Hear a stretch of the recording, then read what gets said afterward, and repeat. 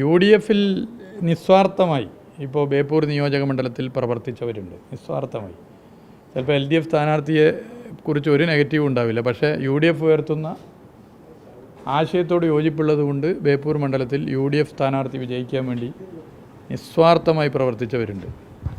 അവർ പോലും സ്വീകരിക്കില്ല ഇത്തരം പ്രസ്താവനകൾ. അപ്പോൾ അതിന് വെറുതെ നമ്മൾ മറുപടി പറഞ്ഞ് സമയം കളയേണ്ടതില്ല. അതൊന്നും ഞാനിപ്പോൾ അതിലേക്കൊന്നും വെറുതെ ഞാൻ തുടക്കത്തിലും പോയിട്ടില്ല. ഓരോരുത്തരും എന്താണെന്ന് നാടിനറിയാം, നാടിന് നന്നായിട്ടറിയാം.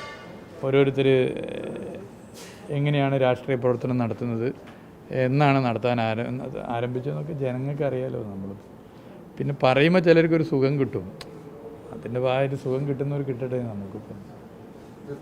നമുക്കിപ്പോൾ ഞാൻ പറഞ്ഞുതരാം, നിങ്ങൾ വ്യക്തിപരമായ അധിക്ഷേപം അത് തീർച്ചയായിട്ടും ഏത് രംഗത്തുള്ളവർ, ഇപ്പോൾ നിങ്ങളായാലും നിങ്ങളെ വ്യക്തിപരമായി അധിക്ഷേപിച്ച ഒരു മാനസിക പ്രയാസമുണ്ട്. പ്രത്യേകിച്ച് ഒറ്റയ്ക്കല്ല, സമൂഹത്തിലാകെ ഇട്ട് അലക്കുമ്പോൾ നമുക്ക് മനുഷ്യനാണ്, മാനസിക പ്രയാസം ഉണ്ടായേക്കാം.